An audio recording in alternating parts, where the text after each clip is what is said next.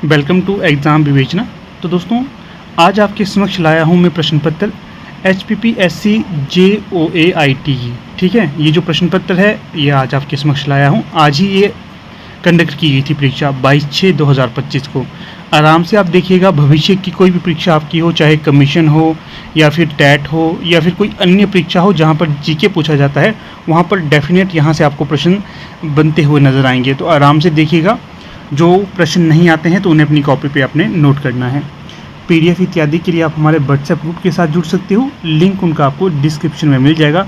बाकी जो इसकी प्लेलिस्ट बनी हुई है, भविष्य में आपको काम प्रदान करेगी, ये काम आएगी आपके, तो उसका लिंक भी आपको डिस्क्रिप्शन में दे दिया गया है। अगर वीडियो अच्छी लगे तो अवश्य इसे लाइक, शेयर और चैनल को सब्सक्राइब करना है आपने।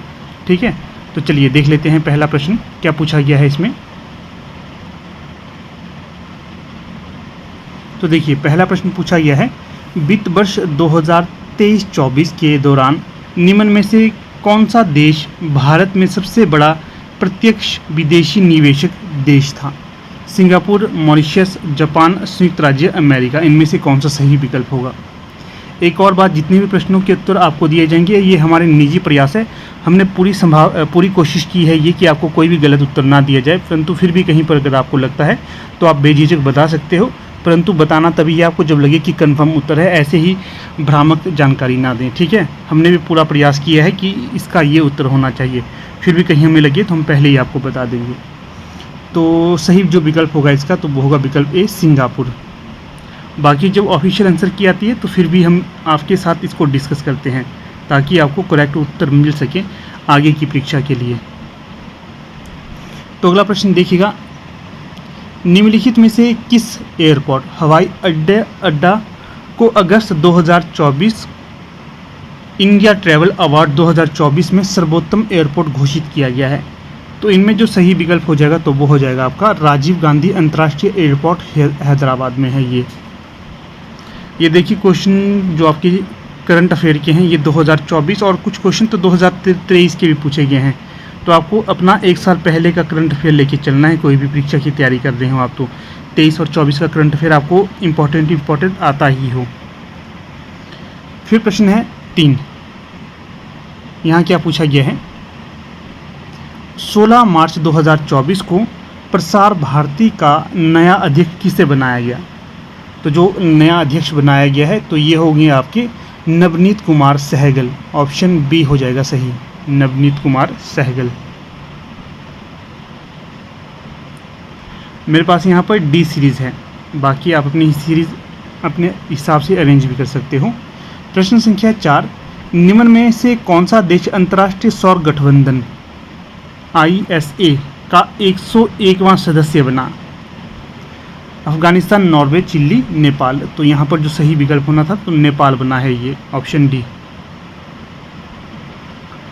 फिर प्रश्न है यहाँ पर 5, हाल ही में संपन्न 75वें प्राइम टाइम MB अवार्ड्स में कौन सा ड्रामा श्रृंखला विजेता रहा? तो यहाँ पर जो सही विकल्प होगा तो होगा सक्सेशन, ऑप्शन ए। फिर क्वेश्चन है 6, इसमें क्या पूछा गया है, सन 2024 में निम्न में से किस देश ने ब्रिक्स देशों के समूह में जुड़ने से मना कर दिया था? तो ये देश कौन होगा? ये हो जाएगा ऑप्शन बी, अर्जेंटीना।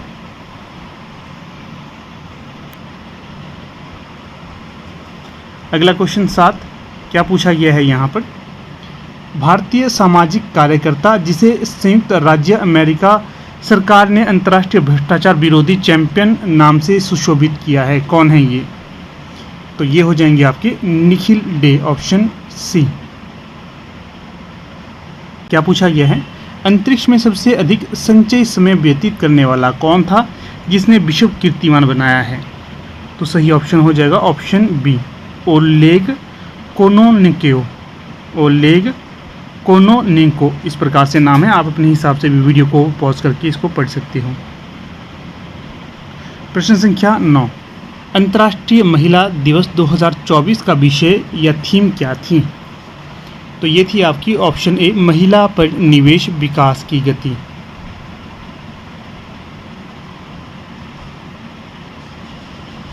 फिर क्वेश्चन देखिएगा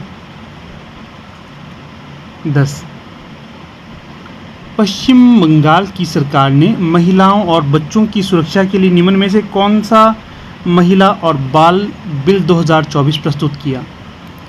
तो ये हो जाएगा आपका ऑप्शन डी, अपराजिता बिल 2024। संयुक्त राज्य संगठन ने सन 2025 को निम्न में से क्या घोषित किया? तो जो घोषित किया गया था तो वो था आपका अंतर्राष्ट्रीय क्वांटम विज्ञान एवं प्रौद्योगिकी वर्ष, ये घोषित किया था। फिर क्वेश्चन देखिएगा अगला 12। केंद्र सरकार ने 12 जुलाई 2024 को निम्न में से किस दिन को संविधान हत्या दिवस घोषित किया? केंद्र सरकार ने 12 जुलाई 2024 को निम्न में से किस दिन को संविधान हत्या दिवस घोषित किया? तो ये किया था 25 जून को। ठीक है, अगला क्वेश्चन देखिएगा 13। विश्व साइबर अपराध सूचकांक 2024 में निम्न में से कौन सा देश शीर्ष पर है?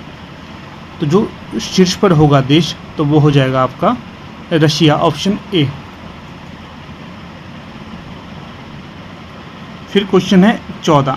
जलवायु परिवर्तन प्रदर्शन सूचकांक 2024 में भारत कौन सा स्थान प्राप्त किए हुए है? तो ये प्राप्त किया है 7वां स्थान। क्वेश्चन है किस देश ने सन 2024 में विश्व का प्रथम कार्बन फाइबर द्रुत गति रेल का अनावरण किया? तो ये जो कार्य किया गया है चाइना के द्वारा। अब देखिए आगे हमारे समक्ष आगे हिंदी व्याकरण के क्वेश्चन, आराम से देखिएगा, ज़्यादा एक्सप्लेन तो यहाँ पर नहीं करूँगा, जो अलग से वीडियो बनाऊँगा तो एक्सप्लेन करूँगा इसको बेहतर तरीके से। 16वें में क्या पूछा गया है? तो 16वें जो प्रश्न है, किंग कर्तव्य विमूढ़ होना, ये जो मुहावरा है इसका सही अर्थ क्या होगा? मैंने आपको व्हाट्सएप ग्रुप में PDF सेंड की थी मुहावरों की, पर्यायवाची शब्दों की और विलोम शब्दों की, समास की, संज्ञा की, सर्वनाम की, जो भी यहाँ पर प्रश्न पूछे गए हैं ना, ये लगभग सारे मैंने आपको इसके टॉपिक्स सेंड कर दिए थे। जिसने भी पढ़े होंगे तो वो ज़रूर सही करेगा। तो जो 16 का सही होगा, असमंजस में पढ़ना, ये होगा इसका सही विकल्प। प्रश्न संख्या 17। सर्वनाम के कितने भेद होते हैं? तो सर्वनाम के होते हैं 6 भेद। संधि के कितने भेद होते हैं ये आप बताइएगा आप। निम्नलिखित में से गुणवाचक विशेषण छांटिए। गुणवाचक विशेषण कौन सा है दिए गए विकल्पों में? तो ये होगा ऑप्शन बी, उपकारी। फिर प्रश्न है 19। कर्म के आधार पर क्रिया के कितने भेद होते हैं? कर्म के आधार पर क्रिया के होते हैं 2 भेद, ऑप्शन डी। ये प्रश्न देखिएगा 20। भारतीय आर्य भाषाओं को कितने कालों में बांटा जाता है?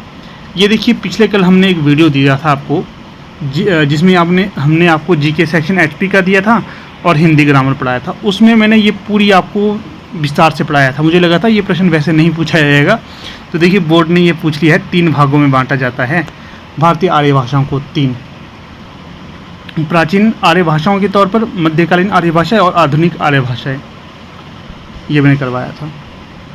फिर है 21। हिंदी को आर्य भाषा किसने कहा?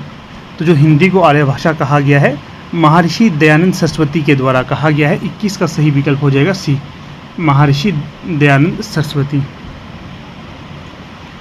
फिर है 22। निम्नलिखित में से ऊष्म व्यंजन छांटिए। ये भी मैंने पूरा डायग्राम आपको पिछले कल समझा दिया था, पूरा का पूरा। तो इस हिसाब से जो सही होगा तो वो होगा ऑप्शन ए। अर्जुन शब्द का पर्यायवाची लिखिए। अर्जुन शब्द का पर्यायवाची क्या होगा? पार्थ।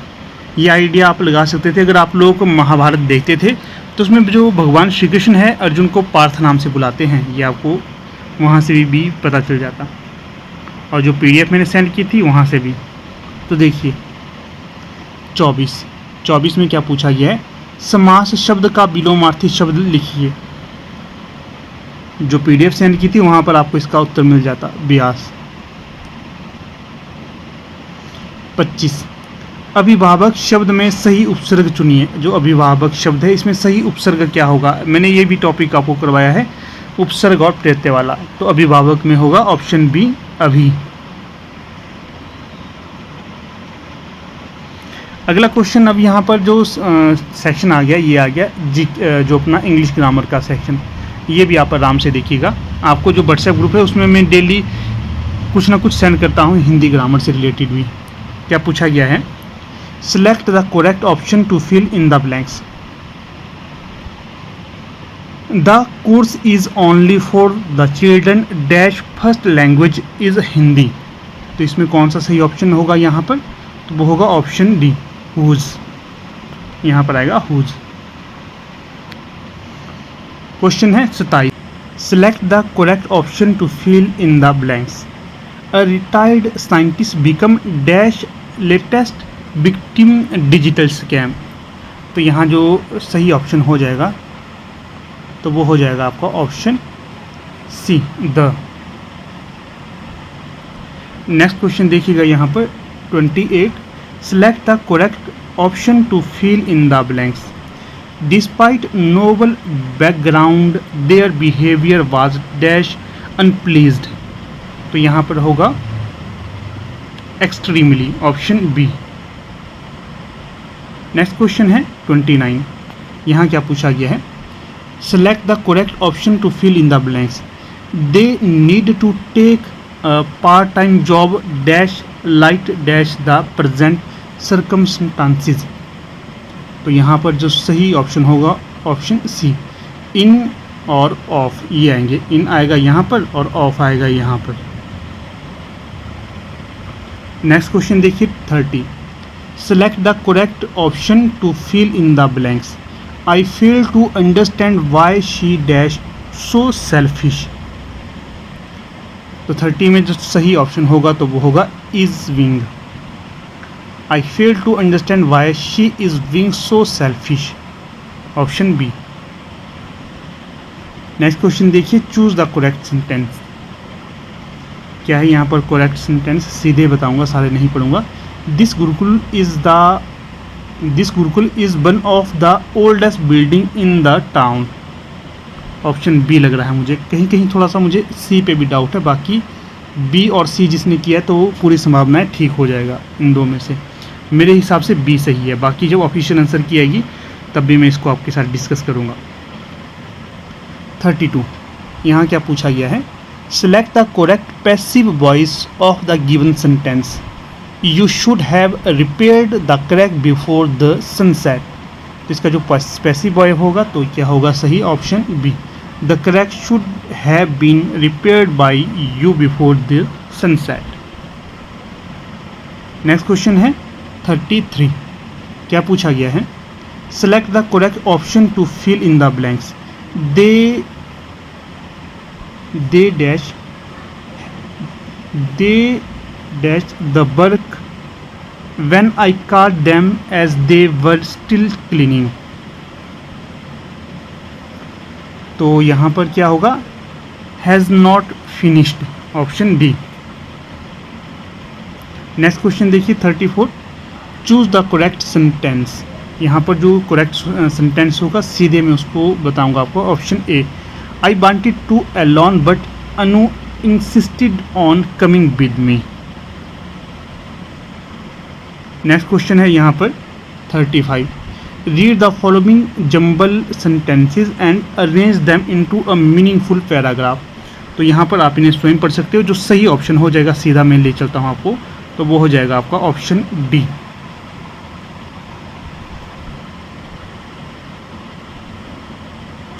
QTPSR, पहले नंबर पे आएगा Q,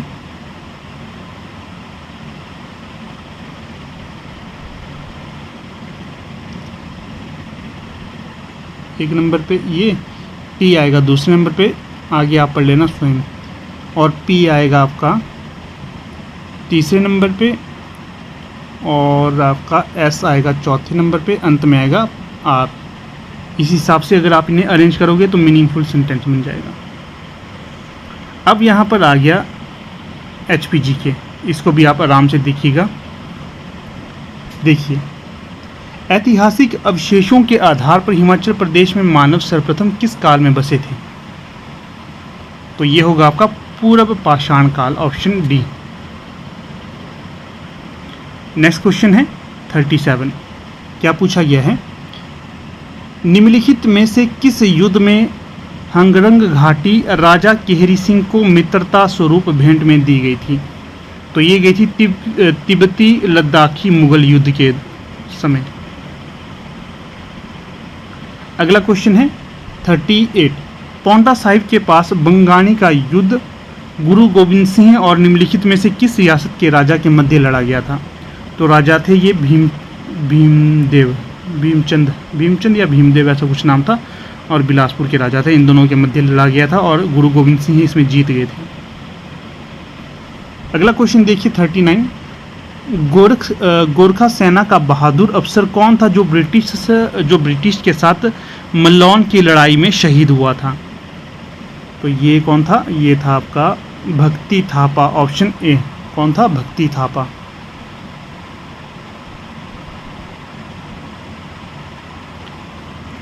नेक्स्ट क्वेश्चन देखिएगा। निम्नलिखित में से कौन सी पर्वत श्रृंखला रामपुर बुशहर के पास सतलुज, लारजी में ब्यास और चंबा के दक्षिण पश्चिम में रावी नदियों द्वारा अवरोधित होती है? तो ये होती है धौलाधार, ऑप्शन सी। फिर क्वेश्चन देखिए 41। बीजिस पार्क जिसे डिफेंस पार्क के नाम से भी जाना जाता है, हिमाचल प्रदेश में कहाँ पर स्थित है? ये डलहौजी, चंबा में।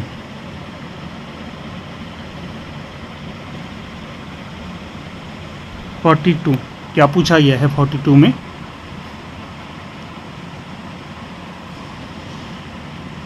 सन 1914-15 ईस्वी में मंडी में प्रसिद्ध मंडी षड्यंत्र निम्न में से किसके प्रभाव से माना जाता है?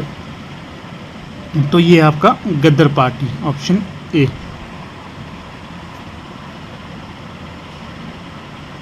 नेक्स्ट क्वेश्चन है 43। निम्न में से किस जगह को हिमाचल प्रदेश में पहाड़ी चित्रकला का प्रमुख केंद्र माना जाता था? चंबा, कांगड़ा। फिर क्वेश्चन है 44। निम्न में से किस स्थान को लोमश ऋषि का धाम या निवास माना जाता है? तो ये माना जाता है रिवारसर को। मंडी में है रिवारसर, ये तो आपको पता ही होगा, सरल प्रश्न है, सी। फिर क्वेश्चन है 45। निम्न में से कौन सा हिमाचल प्रदेश में विवाह का एक प्रकार नहीं है? विवाह का एक प्रकार नहीं होगा तो वो बताना है। तो जो सही विकल्प होगा यहाँ, तो वो हो जाएगा आपका झिंड फूंक विवाह का प्रकार है। टोपी लाना भी है, फांगतुन ये भी है। थाग चोछा, ये जो है थाग चोछा, हाँ ये तो तलाक का है, विवाह का नहीं है। नेक्स्ट क्वेश्चन है यहाँ 46। निम्न में से कौन सी विरासत संरचना पूर्व में सिरमौर के महाराजा का ग्रीष्मकालीन महल था? तो यहाँ पर जो सही ऑप्शन हो जाएगा तो वो हो जाएगा बॉटनी कैसल, या फिर बेंटनी कैसल भी कहा जाता है इसे, ऑप्शन सी। फिर क्वेश्चन है 47। सन 1857 ईस्वी में कुल्लू क्षेत्र में क्रांतिकारी गतिविधियों का नायक कौन था? तो ये थे युवराज प्रताप सिंह, ऑप्शन ए। फिर क्वेश्चन है 48। इसमें क्या पूछा गया है? तो यहाँ पर पूछा जाता है आपसे, मंडी भारत का एकमात्र जिला है जहाँ पर व्यावसायिक आधार पर निम्नलिखित का उत्खनन किया जाता है। जो मंडी में जो क्या होता है, रॉक साल्ट, ऑप्शन डी, काला नमक, पत्थर नमक, ठीक है, गुमा और द्रंग में। 49। सन 1952 में हिमाचल प्रदेश से चुनी गई महिला सांसद कौन थी जो भारत सरकार में प्रथम स्वास्थ्य मंत्री बनी? तो ये काफ़ी रिपीटेड प्रश्न है। राजकुमारी Amrit Kaur, option B. Question देखिए यहाँ पर 50। शिमला जिले के पराला में हाल ही में स्थापित हिमाचल प्रदेश बागवानी विकास परियोजना प्रसंस्करण इकाई निम्न में से किसके द्वारा वित्त पोषित है? तो यह है वर्ल्ड बैंक के द्वारा वित्त पोषित, ऑप्शन सी। तो देखिए मित्रों, कुछ इस प्रकार से आज का ये हमारा लेक्चर था। ये जो परीक्षा है हाल ही में आयोजित की गई थी HPPSC JOAIT की, ठीक है। और मुझे पूर्ण आशा है कि भविष्य की कोई भी परीक्षा आपकी हो वहाँ पर डेफिनेट यहाँ से आपको प्रश्न बनते हुए दिखाई देंगे। आराम से आप इसे अपनी कॉपी पे नोट करना, अगर नहीं आते हैं अपने अंक भी यहाँ पर आप मिला सकते हो। बाकी PDF के लिए आप हमारे व्हाट्सएप ग्रुप के साथ जुड़ सकते हो, लिंक उसका डिस्क्रिप्शन में आपको दे दिया गया है। अगर आप लोग तैयारी कर रहे हैं HPTGT commission, JBT commission, TET इत्यादि जो हिमाचल प्रदेश में परीक्षाएं आयोजित की जाती हैं, क्लर्क, पुलिस, पटवारी, तो जुड़ सकते हैं। आपको लिंक डिस्क्रिप्शन में मिल जाएगा। डेली वहाँ पर आपको फ्री स्टडी मैटर पढ़ने के लिए दिया जाता है, ठीक है। तो चलिए यहाँ पर आप अंत तक बने रहे। वीडियो अच्छी लगी हो तो अवश्य लाइक, शेयर और सब्सक्राइब करना। धन्यवाद।